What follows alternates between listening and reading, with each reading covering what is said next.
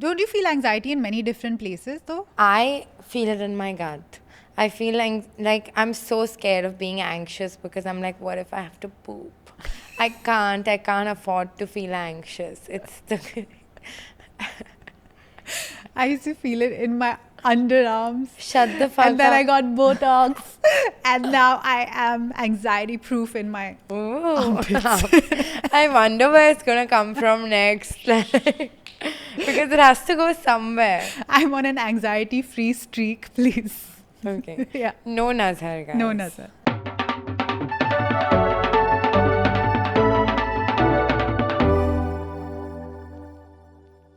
Hi guys, welcome back to Moment of Silence Pod. I'm Sakshi Shivdasani. I'm Naina Bhan. Batao? What are we feeling today? Okay, let's start with a pop and a flop. Yeah. I'm feeling rusty for some every Every time. I'm fucking feeling week. so rusty.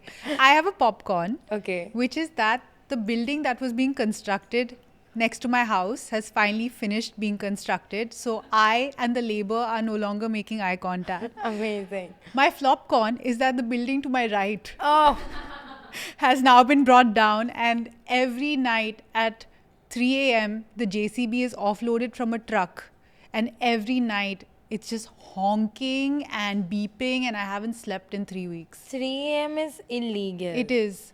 So I told my guard. I Oh. said, "Koi kuch bol kyun nahi raha?" Because my building president is really up in arms when I parked my car for 2 minutes downstairs in his space. But he said, "नहीं, उनने बोला अगर हम उनको बोलेंगे तो जब हमारी बारी आएगी तो वो हमको बोलेंगे." So we can't do Oh. nazar on other building construction, which is such a random thing. Well, just do it in the daytime like a normal Like a normal person. I can't believe the politics that happen in Mumbai. It's so stupid. No one's talking about how it's personally affecting the women of Mumbai. The women of Mumbai. The tier 1 women. We had to go to Vanilla Meal, which is a cafe in the, I would like to say heart of Bandra, but that can only be between the toenails because why is it so hard to get to? And I was walking, it was me, my boyfriend, and my dog, and we can see Vanilla Meal. And it's like 5 steps away from us, except it's like a whole trench has been dug up, and then you're like, okay, how do I get there? You have to do like 5 minutes ka detour. It got so bad, Vanilla Meal had to make a reel on how to get to Vanilla Meal because like it felt like you were playing a fucking maze puzzle situation. And then they said it was pet friendly. They made me sit in the heat, and that is not pet friendly. That's not my hot take. Is it a hot take? No, it's a different episode. No, I'm. Foreshadowing. 2 weeks from now, you're going think to see that this comes one. out first. Yeah.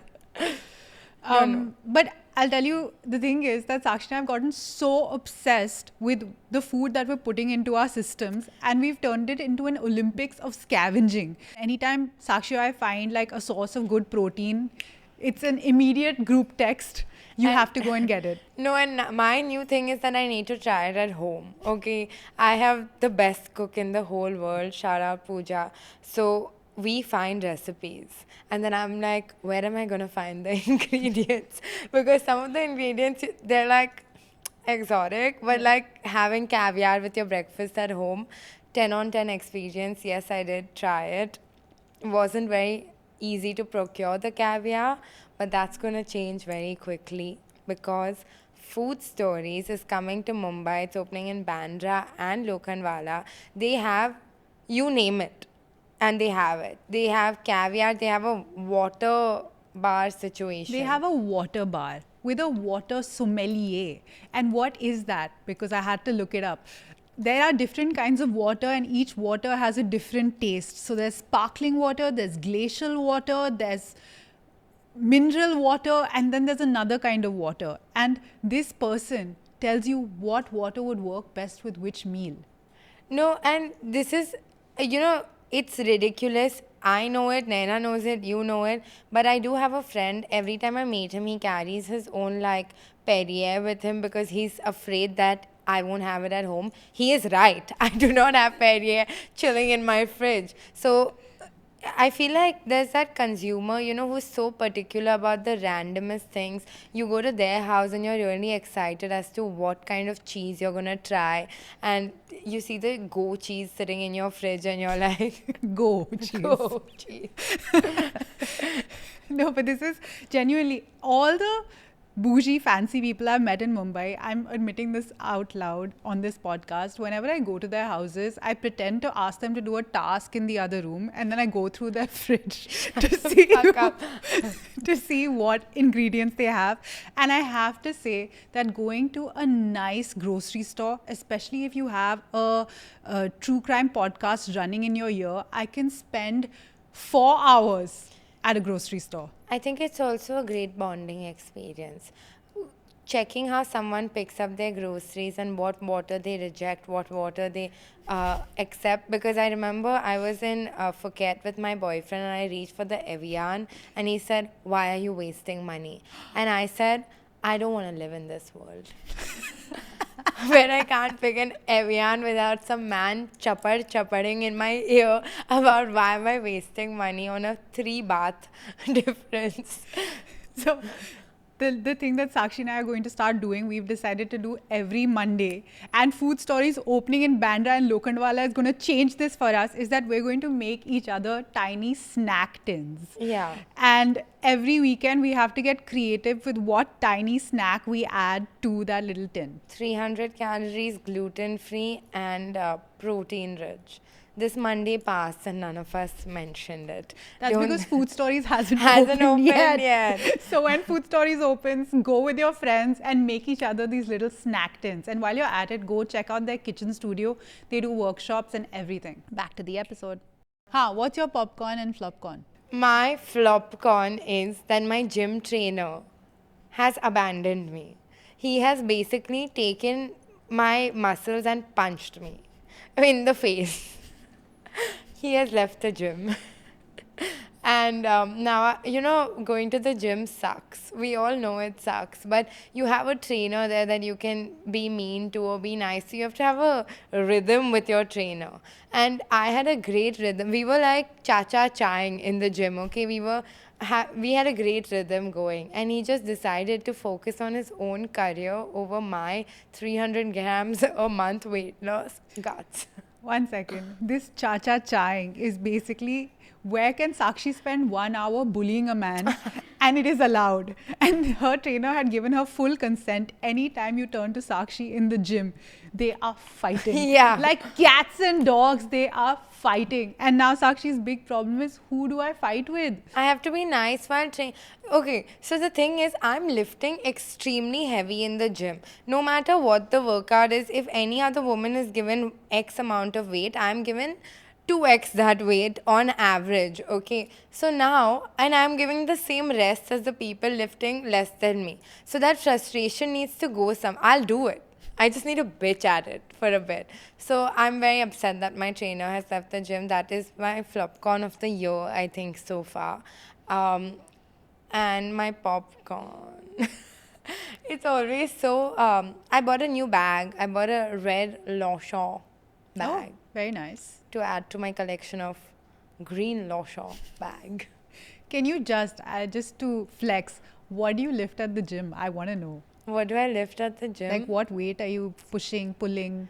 Okay, so my squats start at 60 kilos. And then they go up to 70, I think, would be my this thing so far. I'm trying to increase that. The literal weight of the The patriarchy. literal weight of the patriarchy. And then my deadlifts range from like, I think my PR in the last 6 months has been 100. Which could be better. It actually could be better. Sure, You yes. just don't. Yeah. You just don't know it. You need It to could work be harder, better. yeah. Yeah. And no, my bench press is bad. It's like 30 pound dumbbells. Okay. It's not good, but it's not. But that's it's insane. average. Please comment down below. Congratulations, Sakshi, It's a for sleeper being. build. It's a very awake build. It's amazing. Our gym is pretty like full of women, and all of them, I feel like that is the one place in their life where they can take out their frustration. And secondly, they can put aside their guard, their intuition and their gut feeling, because for that one moment, for that 1 hour, the only thing they have to do is concentrate on themselves. Yeah, and gyms are generally touchwood a safe space, I think, or at least you feel so strong that everything. Our gym is a safe space. Our gym is a Most safe gyms are a very annoying space for women to enter because someone is always correcting your form, someone is always looking at you, someone is always trying to make conversation with you between That your is sets. true. When I used to live in Versova, I used to go to this gym there, and I used to be doing my workout, and there's a lot of these actors that used. I was only 17, okay, and they would keep coming and trying to talk to me, and then after like 5 minutes, I would be like, I'm 17, so I'll figure out what to do with my career, and then their eyes would widen, they would turn around and walk away. But isn't that is the woman experience, right? I feel like most women are exhausted because your life is either you hearing your gut feeling or ignoring your gut feeling. Yeah. Which is more exhausting? Which is harder? Tell me, what do you think? For me, it's ignoring your gut feeling is so hard because that's what I'm wired to do, right? Like, trust your gut feeling. But then sometimes, when your gut feeling is wrong and knowing the kachra that we fill our bodies with, sometimes your gut feeling is kind of wrong. But then going against that, it feels unnatural almost because trusting a wrong instinct can let opportunities slide by, but not trusting a right feeling can get you. Very well put. I agree. I literally got to, and I was thinking about it. I was like, okay, how often am I using my gut instinct? Yeah. At 34, touch wood, I have created a life for myself where I don't need to constantly be in that turmoil of figuring out where my gut instinct is lying and do I need to trust this person, distrust this opportunity, etc., etc. But the only way that I, as an older sibling and a people pleaser, have been able to achieve that is by physically distancing myself from everything. Yeah. So I'm like, okay, I'm not in harm's way because I have bought a house in the forest, not because I'm constantly in those environments where I'm like sharpening my instinct and sharpening my gut feeling. But I have noticed that your gut feeling is a lot more awake than mine. For instance, the memory that comes back to me is when we were going for that party in Mahalakshmi and there was a car kind of tailing us from Andheri till Bandra, I think, which is a good 40-45 minutes. And I'm blissfully unaware. I had no idea. And Naina kept like looking behind and I was trying to say a story. So I was like, what are you looking at? She was like, there's a group of men following us. But that's my only gut instinct that I can do because like that's a Delhi thing, right? You are generally much better with people. With people? Yeah. I think I'm so, like you were saying, when I meet someone for the first time, I'm so nervous that I'm extremely polite. And then that kind of cements my role in the thing. I don't think I'm doing it out of a gut feeling of if I'm mean, I'm going to like get beat up. I feel like in our generation, when we were growing up, we were very visual learners. When you can't picture something, you're not able to imagine it very well. Can you give an example? How do I explain this? It's not an original thought. My friend Leah and I were discussing this. Basically, I don't think I'm going to live for 5 years because I can't picture what that future looks like. Because everything I've learned has been pictured. I can't imagine something that I've never seen. So I can't imagine a future for myself because I have never seen a future for myself. So when I meet someone for the first time, I don't know anything about them. So I can't put anything in my imagination for them. So I assume that they are going to murder me. So I operate from that instinct where I'm like, you say the wrong thing, whether physically or socially or anything, they are out to get me. So let me be the best version of myself to avoid that imaginary murder, because if I put my best foot forward, then they won't have the instinct to harm me. So that's how I enter every first meeting. See, now there, I never had that instinct that people were out to harm me because I feel like I was so sheltered and I had this like stupid idea of the world is filled with good people that I would go and like overshare in every direction, think every person on the street is my best friend. Why wouldn't they hold me, our relationship sacred? Yeah. So I never had, so it's a very like late learned feeling. Huh. I think I don't know if it's a Bombay thing, but the street that I grew up on, you assume your neighborhood is safe, right? My building, so to speak, how much of the of a boundary wall there was okay, safe. I mean, you can't get into the dark spaces even in the building. But right outside my building, there was this road which was pretty much abandoned. And my friend and I, at the age of 12, we were like, we are grown up enough to step out of the building. And the shit that we have seen on that road made us so like conscious of what can happen if, and you also at 12 you assume that every uncle you talk to is not a perv, and then you Yeah. find out really quick that they like will end up flashing you or something of that sort. At 34, you find out globally that the world is filled with pedophiles and it's being run by the A fucking ring most of depraved. rich pedophiles. That's crazy. But so this shelter thing, right? Yeah. I feel like first fully sheltered by my family. Then in my 20s, I was fully in a committed long-term relationship. So I never met any weird men. And if I did meet those weird men, they were never weird with me because I always had the protection of a partner. Yeah. Like there was this one guy in our social circle who got called out badly in Me Too. Now, to me, he had always been like, let me open the car door for you. Let me do this for you. He had always been such a gentleman, and his charm, which could have in another place been extremely Yeah. predatory, which was the first step to him being predatory, to me just stopped at the charm. So when that entire thing came out, I was like, this guy? Yeah. You know, and then I realized that I was privileged to have that feeling with that entire social circle, because slowly as I became single again, I started finding out the lore for a bunch of different guys in the larger social circle, where I was like, every second person is a creep. Yeah, and I have noticed when you're in a committed relationship, you are sheltered from that, not because they respect you more, it's because they respect the person that you're with and you're their property, so to speak. So I'm reading this, I just finished this book. It's called Strangers, a memoir of my marriage, by this New York socialite who married this man who she thought was the most amazing, charming person. And he was for 20 years. And she did certain things which she trusted him so blindly to do them that when he finally up and left her during the pandemic, she was like, I can't think of one memory in our entire marriage that would have led me to believe that he would pull the stunts that he did.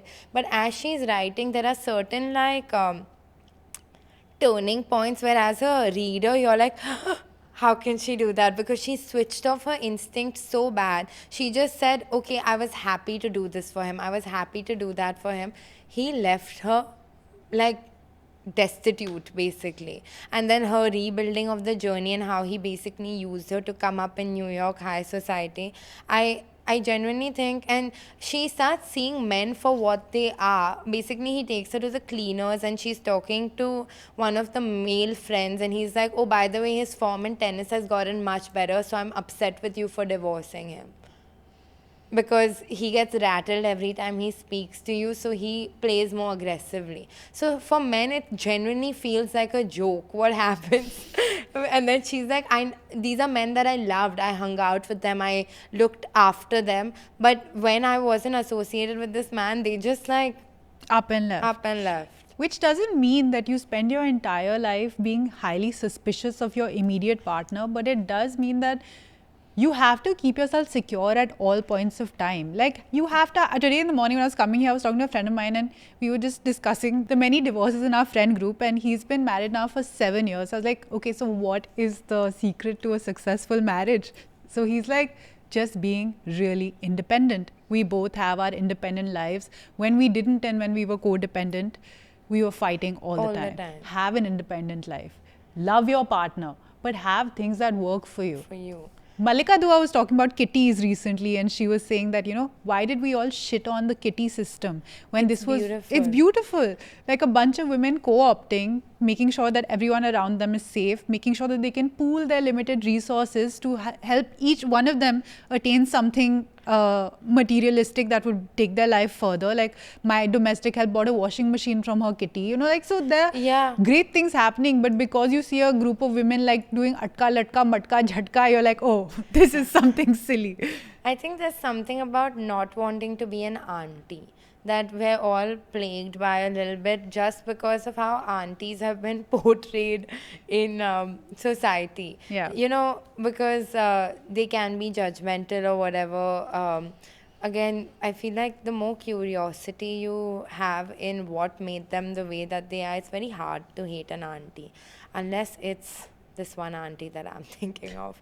It's very easy to hate her. But again, auntie, when you're an auntie, it means that you've passed the biological clock to a time where this is not my personal feeling. I feel like this is what it kind of indicates, where you are now on the other side, where you are, again, not an object of desire, not someone who people are going to double take and be like, ooh, that MILF. Be like, oh, that auntie. Yeah. It's said almost like a gali. Yeah. So, and it is really scary, and it is a scary experience to grow older, knowing that even if you don't want to, there is so much power in being young and a youthful woman, because everyone is constantly opening up doors for you. And no one's opening up doors for aunties. No, have you read that account of that one woman who was a hot woman in like her youth, and she said the biggest change that I've noticed in my 60s is people refuse to make eye contact, which is wild. You become invisible. I don't want to facelift at 60 for me. Okay, let's get into some of our some means two of our stories. Can I please say one story of gut instinct where I mocked gut instinct only for it to be my bad? Yeah, of course. Basically, I was recently at this party where this one guy was being kind of a weirdo, okay? And I was leaving. I was waiting for my Uber. And my boyfriend was like, I'll drop you till your Uber. And I was like, fattu. You think this guy's gonna come and do something to me, haha, whatever. Like, you're so paranoid, you're this, you're that. He drops me to the Uber. And next morning, we realized that man did behave inappropriately with someone else. He got slapped. But I mocked that gut instinct so badly. And then I had to be like, oh, because I'm so unaware. And that's kind of crazy because you, Sakshi, are the poster child of awareness. No, because I also think that no man will come next to me. I have this like baseline belief that if they've seen my content, they're not going to approach me. And I'm very highly relying on that because... Slippery slope. Slippery slope, yeah. Okay. I hope they're scared. They're not. A guy I've known and had a crush on for years asked me out. The date was amazing. He was the perfect gentleman, but my gut kept screaming something is off. And I even told my best friend about it. But I decided to date him anyway because there was nothing wrong on paper. Later, I found out that he was unemployed for a long time, lied about being unemployed, would go missing for days and say work was busy. By what work? Turns out he had a drug problem and tried getting really controlling at some point. I broke up with him when he picked me up for a drive, but he was out to collect drugs and even asked me to pay for the package. That's where I draw. You pay for the package. I'll get the dessert. I have to sit in the car also. That's crazy. So the thing about gut instinct is that they did a study in 2020 and they saw that in relationships, your gut instinct can be right 51% of the time, which is a shit odd because that means 1 in 2 situations are not working out. But the difference was that if you are a secure person, that odd goes up to 71%. Okay. But if you're an anxious person, it goes to 34%. And that makes you more anxious. Does that make you more anxious? Yeah. I'm like booking therapy double time. I think it's back. Let's get that break done with. I want to be the most secure person in the world because I need those odds to be up there. No, but the fact that you're caring about the odds means you're not secure, right? A secure person would not care about the odds. They would be like, this is life. And life has... you're playing with the odds, you're playing against the odds. It's a gamble. Let's fucking go, baby. But Me, as an if you're a person who's trying to beat the odds by going to therapy, you are anxious about the odds. Fair. I am very anxious Ah, about yeah, the you are odds. very anxious. Period. Oh, thanks so much. I mean this very nicely. No, no, of course. No, but the other thing I also realized is a friend of mine, okay, she has been sending me reels on reels on reels. And I think that your algorithm can totally make you a cult member. Yeah. That's my hot Easy. take. Because I like now, for the last 2 weeks, I've only been getting MMA reels. And I'm like, this is a positive thing Right. that I want to become Yeah. an MMA pro fighter. Very positive. Yeah. Very not delusional. But this girl, she is trying to get better and better and better in life. And her reels are giving her this like white feminist tier 1 propaganda. And that you know, that very that very annoying like dump him if he does this thing, and like, you know, your worth is this, so you don't do this. And I think that it's a very fucked up slippery slope to be in, because your gut instinct is getting clouded by reels constantly. But nobody has a gut instinct anymore. No one is operating in any sort of gut instinct. I feel like at this point, I fully agree with you about the algorithm figuring out your gut instinct, right? Because you're being fed some information, that's what you're. But that's not what your gut is saying, right? You're like, this is what's happening with other women. So this is what should happen with me. I remember, because you don't want to be someone with a controversial take. You don't want to be non woke. You don't want to be all these things. There is a fear when you walk into any room that you will be the odd one out because you are not parroting what everyone's algorithm is showing. But the thing is, no one is feeling what the algorithm is showing. We are all sheep. We're all just saying it because that's what's being propagated online. But when you go back to your partner, I'm sure it's not that, oh, if he doesn't get me 101 flowers for a 101st date, I'm going to dump him. I'm sure like there is some sort of equality in terms of paying. I'm sure there's flaws in your partner, there's flaws in you because you're a human. So the fact that we're all propagating some kind of narrative online to be like, I got this because I am this way, and you will get it if you become this way. I don't have it. So, like, I'm not saying it's not possible to have it, but wanting something like a partner or a treatment or anything like that because someone else online has it, just know that they don't have it. 9 out of 10 times you see this with a lot of content creators that end up being in these weird situations now, to the point that Yesteryear, the book, is also about a narrative that people are pushing online, all the while basically monetizing off of your vulnerability. That is not your gut instinct, right? Like, just because some girl online is saying dump him if he shows up at 8:01 instead of 8, that is not your actual feeling at 8:01 when he's not there. So there is something about thinking for yourself which will benefit you in the future And the present. and the present. But I mean, thinking is also like, your brain is also a muscle, right? The more you use it, the more you like have original thoughts. Even if you're keeping it to yourself, even if you're not confident enough to share them, there is something about being your own person that is going to benefit you.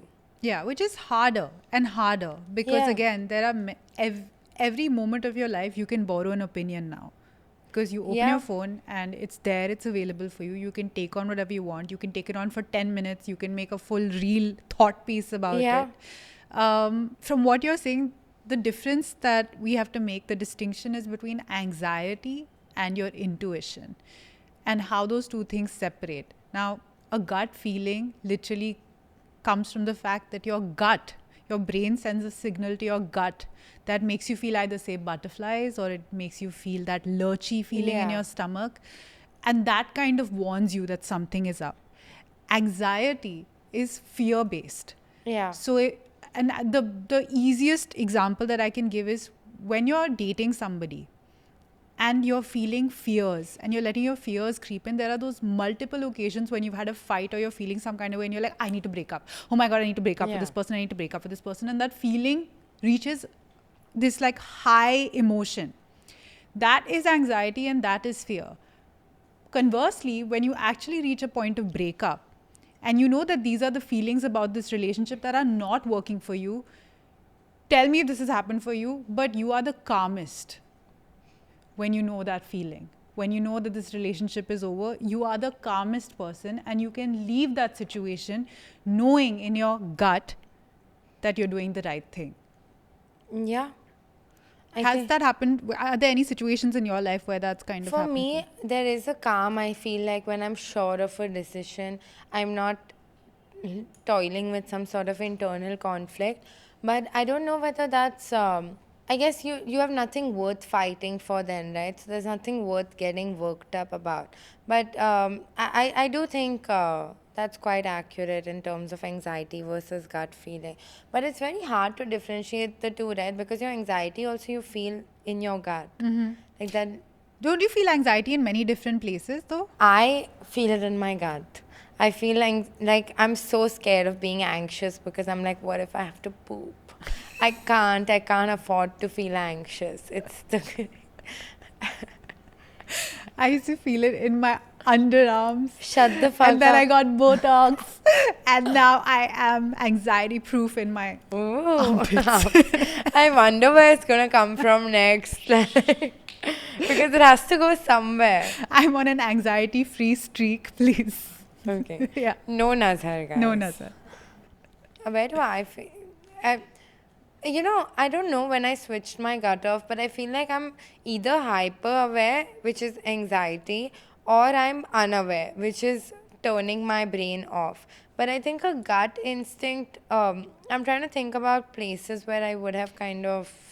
Somewhere in your work, in a decision. Okay, we can even talk about this podcast.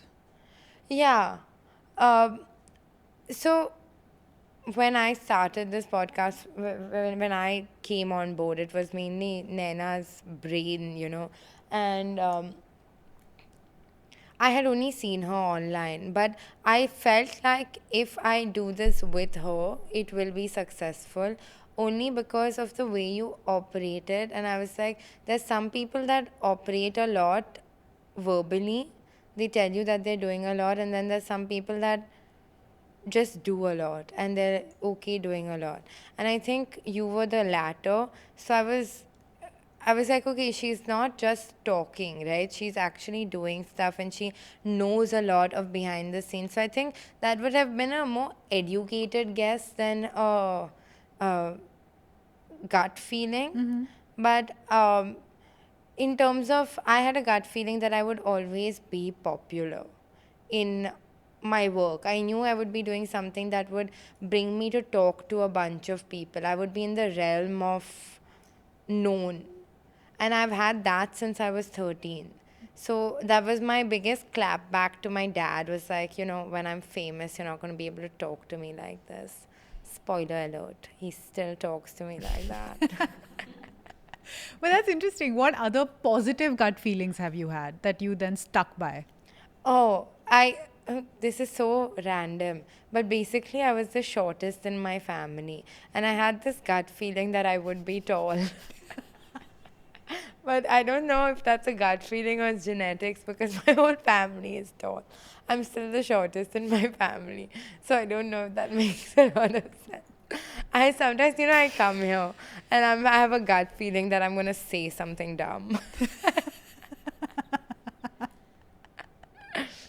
We have a lot of gut feelings, both of us, when we're talking about someone where like this person's gonna get cancelled soon, or this person's going to get into trouble for the way they're conducting themselves. And I think we've been right a lot.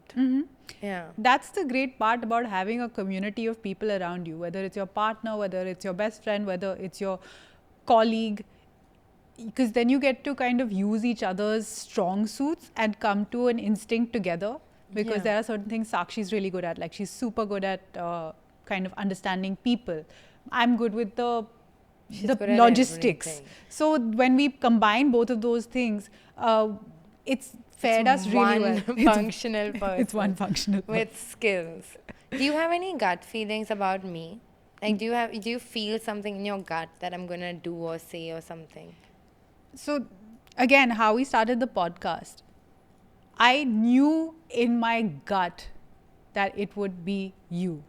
Interesting. And just to break this down a little bit, most short form creators, they're really good within that format. But the minute you kind of have a conversation with them, or it's free flowing, they get shy Struggle a or they little. struggle a lot. But something about Sakshi, I don't know, again, it was a gut My instinct. YouTube channel. It was your YouTube channel as well. That I was like, this girl is funny, but she's really smart. Interesting. And I feel like she's again really good with the camera. And the minute we kind of fuse our energies together, it's going to make sense. Yeah, it's going to reach 100K followers At some point. Follow this channel, We're subscribe. close, huh, guys? We're so fucking close. So don't stress, but follow. Yeah. So yeah, and I'm really happy that like it worked out and all of those things came true. It's exactly what I thought of in my mind and so much more. And the thing is, again, because you and I have this comfort with each other inherently, I don't so much care about the followers increasing. I mean, there That are is very true. traditional metrics, but That to is know true. that this podcast is the place that I call my professional home gives me a lot of calm. Yeah. Because I ran through my entire professional life not knowing where my final resting place would be, what my career would look like, kept pivoting. Even within that, I would quit a job in a year, and my mom would be like, this is how jobs are, they suck. So you need Yeah. to suck in one direction for a little bit of time. It's like, no, something in my gut is saying this isn't it. And then you finally find it and you're like, oh, this is what it should feel like. Of course, that means that the job still has its own stressors. There are still days you wake up and you're like, fuck, I have to go to work. But at Yeah. the end of it, you're obsessed with it. I was literally thinking this in the morning when I was doing my makeup. So I'm getting my period, and I done this makeup workshop because I knew that I was going to be famous in some aspect, right? So I started like doing these things which I thought would bring me like closer to fame, and that was modeling. So I done this like general basic grooming workshop, and they had told me that around your period your mouth gets slightly gray, so you should put concealer here as well. And as I was doing it, I was thinking of the places I have ended up in to land here, and some of those places straight up I should not have been in. Some of those places were random, but I don't regret it in any capacity. But all of it kind of shaped who I am today.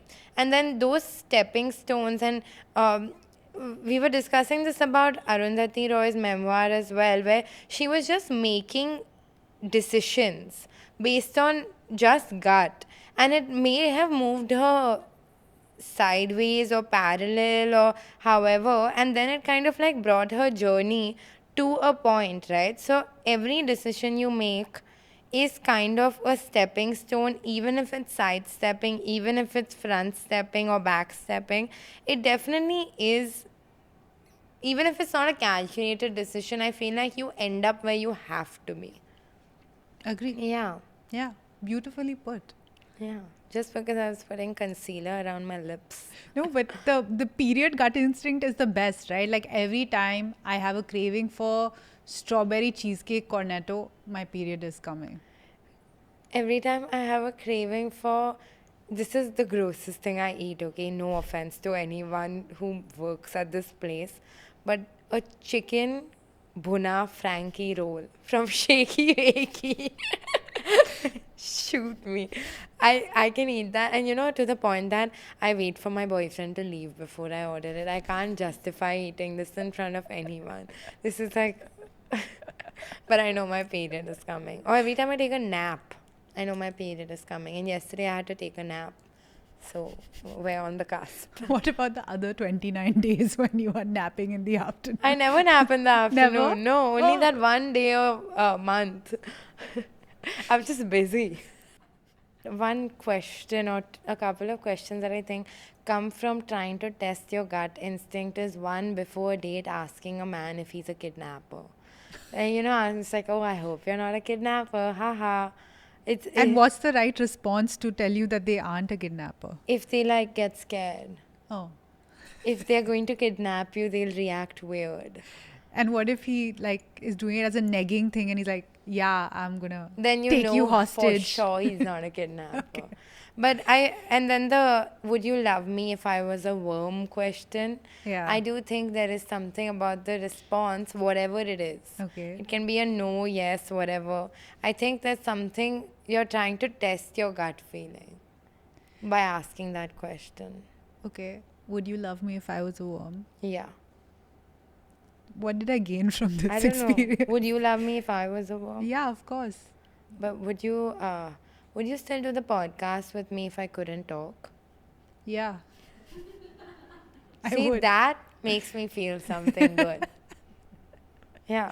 That would be so I think you're interesting. lying. We That's should my try gut. that as a format, like one episode where the other person just isn't allowed to talk. I would love that. It would be really fun. The episode I'm not allowed to. And let me just say things to rage with the other person. It's like a try not to cry challenge. I don't know if I shared this story in an earlier episode, but I think enough time has passed. Once when I was working, I was doing a recce. We were supposed to shoot with someone. Now, this person was like this yogi, like very into organic, this, that, and the other. Went to his house. He lives with his family, kid, wife. The house only had white light. I'm like, that's so fucking strange. Why Yeah. would a yogi have white An light? asylum. Yeah. Then I looked into the garden or the balcony. No plants. One dead plant. I'm like, that's weird. Why would a yogi have a dead plant? You know? Yeah. It's like, it's not adding up, but I don't know how to explain this math in my Yeah. head. And, you know, like, just something in that house made me feel really weird. Nothing. They were very nice. They gave me, like, kombucha and the whole, like, everything was great. And then I came back home. And then the next day at 9:30 p.m., he sent me a message saying, hello. Now, again, I was like, you know what? Not my time. The office ended at 7. I'm not responding to this. And I never responded ever Yeah. again. 2 months later, someone I knew was working at their office, and the cops come in with a lawyer and this girl, and they have called him out. That's insane. I don't know if you've shared this actually. That's And I was like, dude, can you imagine just like knowing that a house had white light and no plants set me up Yeah. so bad? yeah. But that's literally my house. Fair. As you're saying this. But no. I will not text you at 9:30 out of office hours. You will be No, you rest can text assured. me at 9:30 after office hours. You know, every day I go to the gym and I run, right, for 6 minutes. It's a 6-minute run. And every day I'm like, I'm going to put my phone on DND because I'm wearing AirPods because I know Naina is going to text me in those 6 minutes. And there could be like full day she's not texting me about anything. And when you're like running, you want a sound playing, right? And then your AirPods and they're like, Naina Bhan has texted on this thing. And I always know it's going to be Naina. And it's never work related. That's somehow, whatever time I go to the gym, those 6 minutes are somehow the times you message me about something random. And I enjoy that conversation. But those 6 minutes, I need to DND my phone. Because that's not the time. Anytime I wanted to text me, I go on a run. It's amazing. I have mapped out the day according to my gut feeling to know when is the right time to text Sakshi for what. No, I'm there. I'm here. Speaking of Gut feeling. serial killer escapes, Oh. there are these wild stories on the internet where different women have written in and they have talked about that one time that they had a narrow interaction and Yeah. escape with a serial killer. Let me read one out to you. A woman was pumping gas when she was approached by Robert Ben Rhodes, the truck stop killer, with a mobile torture chamber who tried luring her into it. Her gut instinct screamed danger. She fled to a nearby officer, escaping before he could act, later realizing his badge hid his crimes. Oh.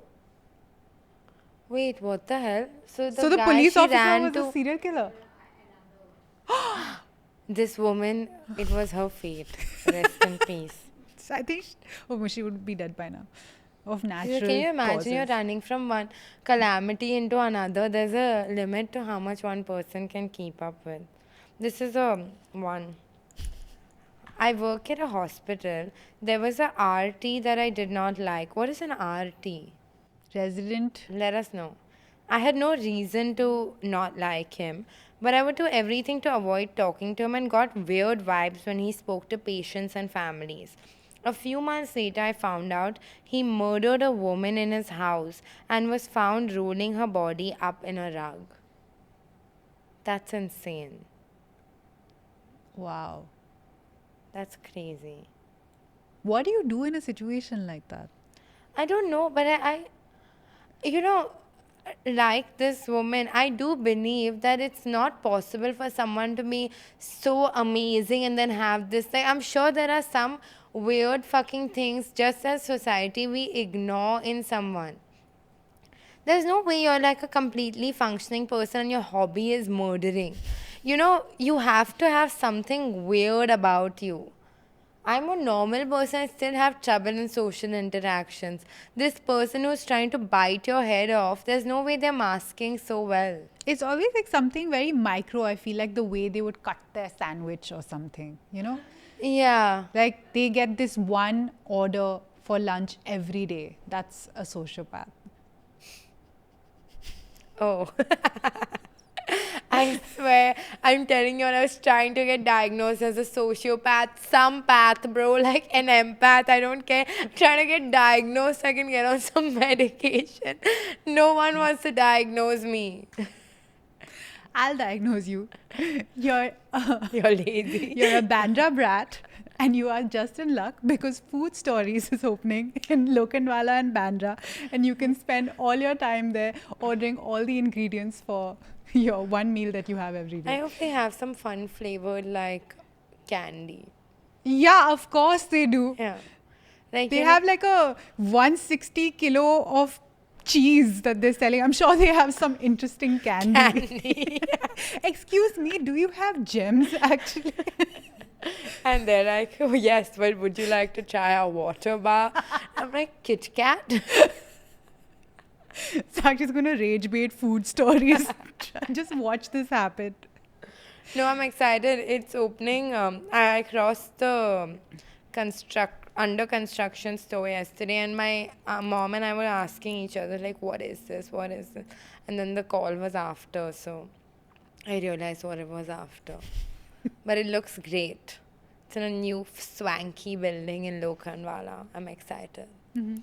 Yeah, my gut instinct is that it's gonna be good.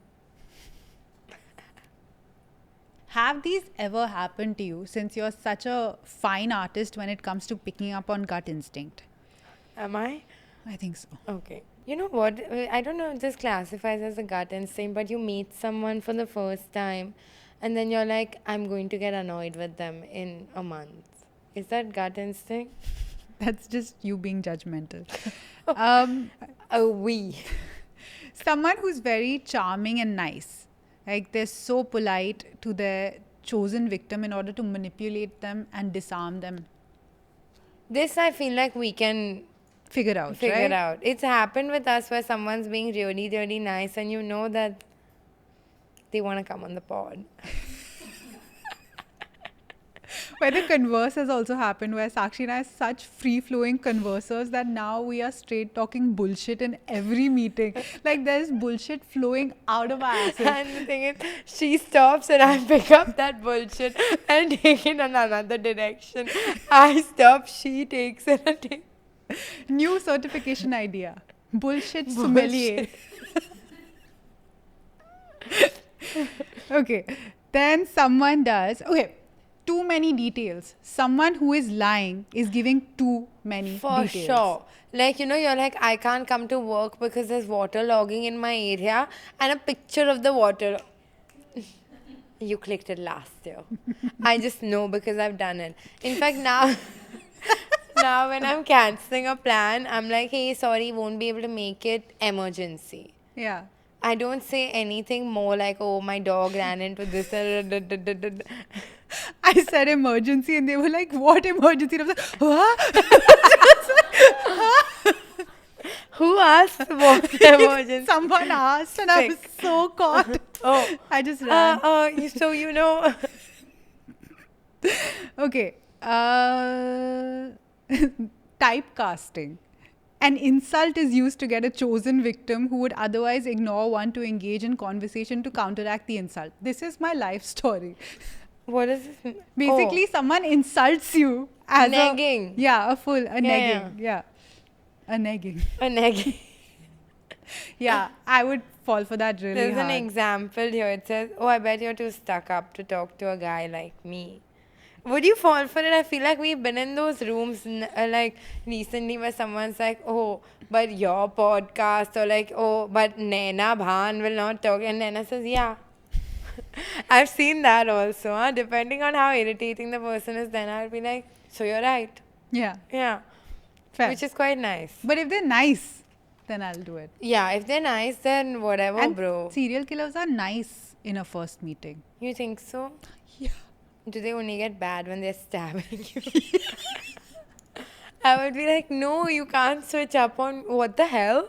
He was It's so not about the nice. stabbing. It's about the fact that you painted yourself out to be this one person. You shouldn't have done that. Like, Yeah. you should have told me your intentions. You've lied. Liar. Cheater. No, bro. Tauba, tauba. I never want to be in an emergency situation ever. Yesterday, I was talking to my grandmom's brother who came during the partition, right? And he was telling me how his life was during the partition. And I said, I hope no one I know ever has to go through this. He had to get okay, one thing is leaving your house, and they had mansions, leaving all that, but they took rent money and all, but then the people were opening their backpacks on the train and taking all their belongings and all. After that, you have endured all of that, you have reached Mumbai, you have to stand in line for a refugee certificate. That's where I draw the line. You have made it. You have made it to safety. Now you have to wait in line. Bureaucracy. No.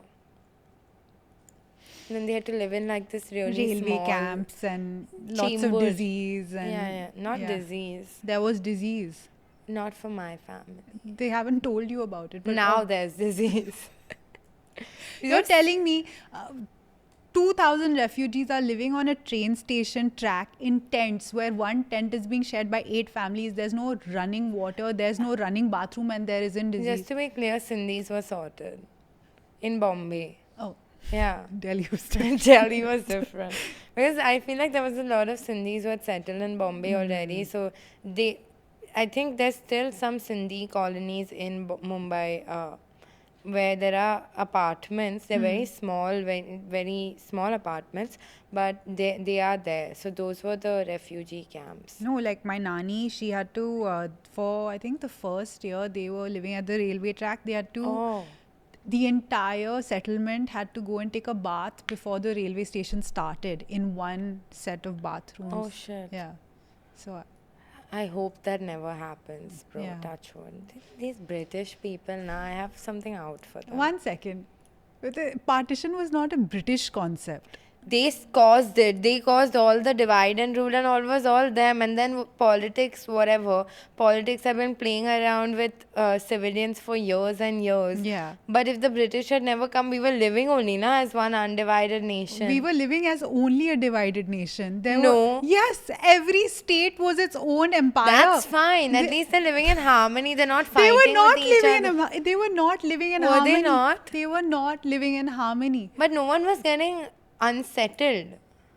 Yes, they They were. were in their houses. No, Baba. Every time, like an empire would take over another Huh, kingdom, there that way. was unsettlement. Yes. There were prisoners of war. There were all of these things that were happening, regardless. Agreed. We are on the same page Yeah. about war being Yeah, bad, yeah, just yeah. to be clear. Yeah. But the India-Pakistan, the way British left India, Yeah, they colonized us. The way they left us last minute because they ran out of funds. They didn't leave because they wanted India or Pakistan to be independent. Sure. And they left it in such a there were rumors about the division for a year before, but there was just okay, after 12 midnight, this is one nation, this is one nation. They didn't do any sort of But they were going to leave anyway. They were like, why should Yeah. we ban them? I That agree. is The true. seeding of divisive politics was there, but I think the final cinchers were the people the themselves. two. Yeah. Crazy. They whom we can't Imagine name like them. my grandmother having, I have a gut feeling that there's going to be a partition and I'm going to have to leave my home and go to the other Yeah. country. Yeah. But my mama literally, he chastises like his parents for not leaving earlier. He said that all the information was available. Why didn't you all just up and leave? And then they were like, I don't think you understand. We had a lot of like to move from one apartment to the other in the same city. You take 2 days to set everything up. To leave everything you have known for generations, you don't have an identity anymore, to up and leave in the middle of the night is not a It's not a light black and white decision. decision. Yeah. And how do you know something isn't fake news? Yeah. And especially now, like back then, they didn't have access to immediate Info. sources of information. I'm not Yeah. going to get up and leave just because there's a vibe. Yeah, Yeah. just because a newspaper said it. Don't trust the news. But it happens so slowly, right? Like, no the way you paint like Nazi Germany, it's not like suddenly everybody woke Yeah, up. in history Yeah. books, it happens overnight. Yeah. But obviously, there's an environment, and we feel that at different times in history. Even now, you feel the nation moving towards a way, Yeah. and you're hoping and praying that it stops. But then you can't blame your and then there's like, you can either be a conspiracy theorist and be like, no, we must act on every piece of information, or you can be a gambler where you act on some pieces of information and then your gamble is wrong. You are living on the railway tracks, Yeah. which is a crazy gamble if you ask me. This gut instinct conversation went somewhere else.